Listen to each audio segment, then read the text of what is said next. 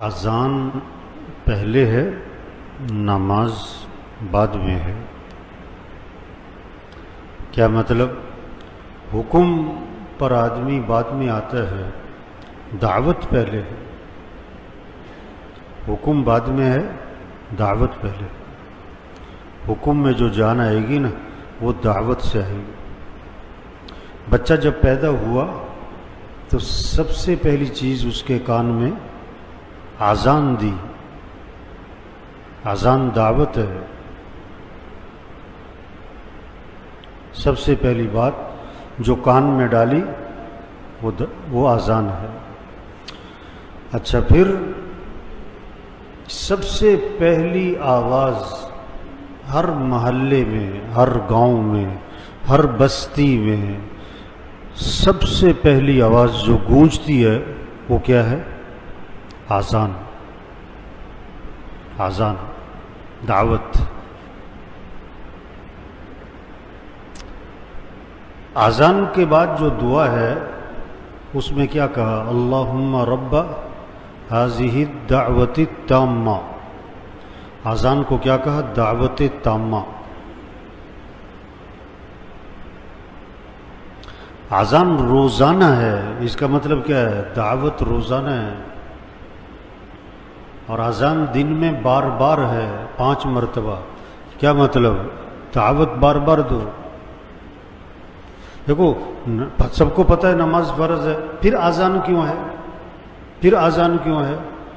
اس کا مطلب ہے پھر یاد دہانی کرو، پھر یاد دہانی کرو۔ اذان غیر مسلموں کے لیے نہیں ہے، کس کے لیے؟ مسلمانوں کے لیے۔ ایک طبقہ کہتا ہے نا جی دعوت غیر مسلموں کو دو، تو اذان تو دعوت ہے، اور یہ کس کے لیے؟ مسلمانوں کے لیے، مسلمانوں کے لیے۔ اور مؤذن کے ذمے کیا ہے؟ اذان دینا ہے۔ کوئی نماز پڑھے پڑھے نہ پڑھے نہ پڑھے، اس نے اذان دینی ہے۔ کیا مطلب؟ داعی کے ذمے دعوت دو۔ تو اذان پہلی چیز۔ اذان میں 6 سبق ہیں، اگر یہ سبق پکے ہو جائے نا، یہ اذان کے 6 سبق پکے ہو جائے نا، تو پورا دین آسان۔ پھر رمضان، پھر روزے، پھر تراویح، پھر اخلاق، پھر حیا، پھر شریعت کی پابندی، اعمال کی پابندی، پھر گناہوں سے بچنا، سب آسان ہے اگر یہ اذان کے 6 سبق پکے ہو جائیں۔ پہلا سبق اذان کا، اللہ اکبر اللہ اکبر۔ سب سے بڑا کون ہے؟ اللہ۔ سب سے بڑا کون ہے؟ اللہ۔ پھر کہا مؤذن نے اللہ اکبر اللہ اکبر۔ سب سے بڑا کون ہے؟ اللہ۔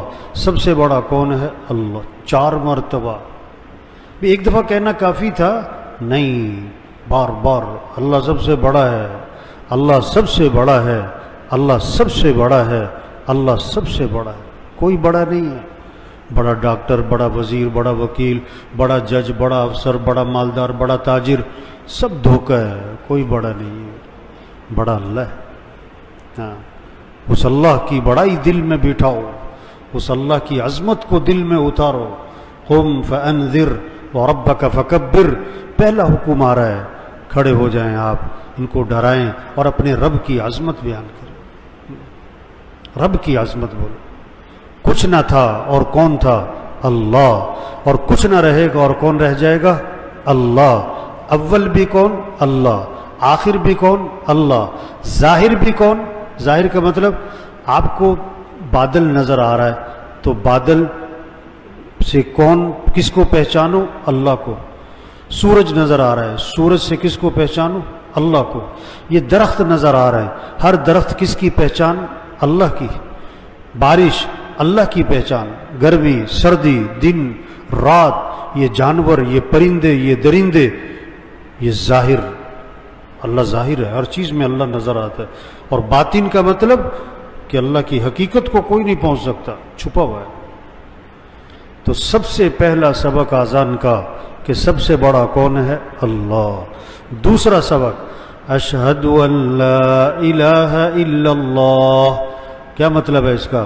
کہ کوئی بندگی کے لائق نہیں سوائے اللہ کے، کوئی کام بنانے والا نہیں سوائے اللہ کے، کوئی مسئلے حل کرنے والا نہیں سوائے اللہ کے، کوئی ضرورتیں پوری کرنے والا نہیں سوائے اللہ کے، کوئی پریشانیاں دور کرنے والا نہیں سوائے اللہ کے، کوئی حفاظت کرنے والا نہیں سوائے اللہ کے، کوئی صحت دینے والا نہیں سوائے اللہ کے، کوئی تمہیں نفع دینے والا نہیں سوائے اللہ کے، کوئی تمہیں نقصان سے بچانے والا نہیں سوائے اللہ کے۔ یہ پیغام چھپا ہوا ہے کہ اس کائنات میں نظام اللہ کا چلتا ہے، کسی کا نہیں چلتا۔ جو لوگ چاہیں گے وہ نہیں ہوگا، جو اللہ چاہیں گے وہ ہوگا۔ ہاں، رجوع اللہ کی طرف کرو، مانگو اللہ سے، محبت اللہ سے، بھاگو اللہ کی طرف، ہاتھ پھیلاؤ اللہ کی طرف، سر ٹکاؤ اللہ کی طرف، ماتھا ٹکاؤ اللہ کے سامنے۔ یہ پیغام چھپا ہوا ہے۔ اشہد ان لا الہ الا اللہ۔ تیسرا سبق، اشہد ان محمد الرسول اللہ، کہ اگر تمہیں اللہ تک پہنچنا ہے تو اس کا راستہ کیا ہے؟ حضرت محمد صلی اللہ علیہ وسلم کی اتباع کرو۔ ایک ہی راستہ ہے اللہ تک پہنچنے کا، ان کنتم تحبون اللہ فاتبعونی، اگر تمہیں اللہ سے محبت ہے تو کیا کرنا ہوگا؟ نبی کی اتباع کرنی ہوگی۔ ما آتاکم الرسول فخذوہ وما نہاکم عنہ فانتہوا، اللہ کے رسول جو کرنے کو کہیں کرو، اور اللہ کے رسول جس چیز سے روکے رکو۔ یہ دین ہے۔ ساری خیریں، برکتیں، بھلائیاں، خوشیاں حضرت محمد صلی اللہ علیہ وسلم کی اتباع میں اللہ نے چھپا کے رکھی ہے۔ ہاں، یہ پیغام دے رہا ہے مؤذن، اشہد ان محمد الرسول اللہ۔ محمد صلی اللہ علیہ وسلم کی اتباع کرنا، نبی کی چال چلنا، نبی کو اپنے لیے نمونہ بنانا، یہ ہیں تمہارے لیے اسوہ، یہ ہیں تمہارے لیے نمونہ، ان کو سامنے رکھو۔ ہاں، اللہ نے سب سے اونچی شان والے نبی دیے، سب سے اونچی شان والے، جن کی شان کو درخت بھی پہچانے، پہاڑ بھی پہچانے۔ حضرت علی رضی اللہ عنہ فرما رہے ہیں، میں حضور صلی اللہ علیہ وسلم کے ساتھ مکہ مکرمہ میں جا رہا تھا، اب جس درخت کے پاس سے گزرتے اس درخت سے آواز آتی السلام علیکہ یا رسول اللہ، جس پہاڑ کے پاس سے گزرتے پہاڑ سے آواز آتی السلام علیکہ یا رسول اللہ۔ درخت بھی پہچانے، پہاڑ بھی پہچانے، ایسی شان والے نبی۔ ان نبی کی اتباع کرو، ان کو نمونہ۔ آدمی کسی نہ کسی کو فالو کرتا ہے نا، کسی نہ کسی کو بڑا بنا کے چلتا ہے، تو نبی کو بڑا بناؤ، نبی کی اتباع کرو۔ اپنی شکل، اپنی صورت، اپنی لباس، اپنی کمائی، اپنا خرچ، اپنی زندگی، ہر چیز میں نبی کی اتباع کرو۔ یہ پیغام دے رہا ہے مؤذن۔ چوتھا سبق اذان کا، حی علی الصلاۃ۔ نبی کی اتباع میں سب سے اہم چیز نماز ہے، نماز ہے۔ تو صراحتاً مؤذن کہتا ہے حی علی الصلاۃ، آجو نماز کی طرف، آجو آجو۔ ہاں، دکان چھوڑو، دفتر چھوڑو، گھر چھوڑو، بستر چھوڑو، میٹنگ چھوڑو، فنکشن چھوڑو، کھیل چھوڑو، نماز نماز۔ صحابہ کرام کے بارے میں کیا آتا ہے؟ جب اذان سنتے بازار بند، دکانیں بند، تجارت بند، کاروبار بند، سب مسجد۔ طواف 24 گھنٹے چل رہا ہے، 24 گھنٹے، گرمی سردی بارش دن رات، طواف نہیں بند ہوتا۔ لیکن جو ہی نماز کھڑی ہوتی طواف بھی، طواف جیسا عمل بھی نماز کے لیے کیا ہو رہا ہے؟ بند۔ اوہو، آج تو مسلمان کا کھیل بند نہیں ہوتا۔ جس نماز کے لیے طواف بند ہوتا ہے، آج کے مسلمان کا کھیل بھی بند نہیں ہوتا۔ گراؤنڈ کے ساتھ مسجد ہے، مسجد میں اذان ہو رہی ہے، لڑکے کھیل رہے ہیں۔ صرف نماز نہیں، جمعے میں آپ کئی دفعہ دیکھو، جمعے کے وقت جو پڑھنے جا رہے ہیں آپ لوگ کرکٹ کا میچ کھیل رہے ہیں۔ آپ جمعہ پڑھ کے آ رہے ہیں، کرکٹ کا میچ ہو رہا ہے۔ یہ کون ہے؟ مسلمان ہے۔ اسلام اور کفر میں فرق کرنے والی چیز کیا ہے؟ نماز، نماز۔ حی علی الصلاۃ، آجو آجو آجو نماز کی طرف۔ پانچواں سبق، حی علی الفلاح، تمہاری کامیابی نماز میں ہے۔ صرف نماز برکت کی چیز نہیں ہے، صرف ثواب کی چیز نہیں ہے، ہاں، تمہارے مسئلوں کا حل بھی نماز میں ہے، تمہاری کامیابیاں بھی نماز میں ہیں، تمہارا نفع بھی نماز میں ہے، تمہارے کاموں کا بننا بھی نماز میں ہے۔ کیسی عجیب بات ہے، جس نماز میں مسئلوں کا حل ہے، آج لوگ اس نماز میں اپنے کاموں کا حرج سمجھ رہے ہیں کہ میرے کاموں کا حرج ہو جائے گا۔ جس نماز میں نفع ہے وہ کیا سمجھ رہا ہے، میں نماز پڑھنے جاؤں گا میری دکان کا نقصان ہو جائے گا۔ توبہ توبہ توبہ۔ مؤذن چیخ چیخ کے روز کہتا ہے حی علی الفلاح، آ جاؤ کامیابی کی طرف۔ ساری دنیا کامیابی کی تلاش میں جا رہی ہے، ساری دنیا کی دوڑ لگتی ہے کامیابی کی تلاش میں، اور مؤذن بار بار کہہ رہا ہے حی علی الفلاح، آ جاؤ کامیابی کی طرف۔ چھٹا سبق فجر کی اذان میں اضافہ کیا، فجر کی اذان میں اضافہ کیا، الصلاۃ خیر من النوم، الصلاۃ خیر من النوم، نماز بہتر ہے نیند سے، نماز بہتر ہے نیند سے، اٹھ جاؤ اٹھ جاؤ۔ کیسے فجر میں سناٹا ہے محلوں میں، کالونیوں میں سناٹا۔ یہ تو آج کل جو تھوڑی بہت رونق ہے یہ تو کس کی برکت ہے؟ کس کی برکت ہے؟ یہ تو رمضان کی برکت ہے۔ جیسے رمضانی حافظ ہوتے ہیں نا، رمضانی حافظ، اس طرح بہت سارے رمضانی نمازی ہوتے جو رمضان میں نظر آتے ہیں، پورا سال نظر ہیں۔ تو الصلاۃ خیر من النوم، نماز بہتر ہے نیند سے، اٹھ جاؤ۔ دیکھو زندہ آدمی کو سوئی چبھو، سوئی، زندہ آدمی کو سوئی چھوٹی سی اس کی چیخ نکل جائے اور 6 فٹ کا جسم اچھل پڑے، اور مردہ کو خنجر مارو وہ ٹس سے مس نہ ہو۔ جس کا دل زندہ ہوگا اللہ اکبر اللہ اکبر، یہ آواز اس کو دفتر سے، بستر سے، میٹنگ سے، فنکشن سے اٹھائے گی اور نماز کو لے جائے گی۔ جس کا دل مردہ ہوگا وہ اذان پہ اذان سنے گا، ٹس سے مس نہ ہوگا۔ دل زندہ ہوتا ہے اللہ کی عظمت، اللہ کی محبت، اللہ کی بڑائی۔ یوم لا ينفع مال ولا بنون الا من اتى الله بقلب سلیم، وہ دن آنے والا ہے کسی مال والے کو مال فائدہ نہ دے گا، کسی کی اولاد کوئی کام نہ آئے گی، جو سلامتی والا دل لے کر آئے گا وہ کامیاب ہوگا، وہ کامیاب ہوگا۔ اذان کے پہلے 2 سبق مؤذن دوبارہ دہراتا ہے اذان میں۔ دوبارہ مؤذن نے کہا اللہ اکبر اللہ اکبر، اللہ سب سے بڑا ہے، اللہ سب سے بڑا ہے، لا الہ الا اللہ، اس کے سوا کوئی بندگی کے لائق نہیں، وہی ہے کام بنانے والا، وہی ہے نفع دینے والا، وہی ہے مسئلے حل کرنے والا۔ میرے بھائیو دیکھو، یہ اذان دعوت ہے، دعوت میں یہ اذان میں یہ 6 سبق ہیں، یہ پکے ہو جائیں، پکے ہو جائیں تو دین بہت آسان، نماز آسان۔ پھر نماز صرف سوکھی نماز نہیں، پھر نماز اللہ کی محبت کے ساتھ ہو، پھر نماز اللہ کی محبت کے ساتھ، پھر نماز کا شوق ہوگا، شوق ہوگا، پھر نماز میں لذت ہوگی، نماز میں حلاوت ہوگی۔ جان چھڑانے والی نماز نہیں ہوگی، جان چھڑانے والی نماز نہیں ہوگی، نماز میں دل لگے گا، دل لگے گا، دل لگے گا۔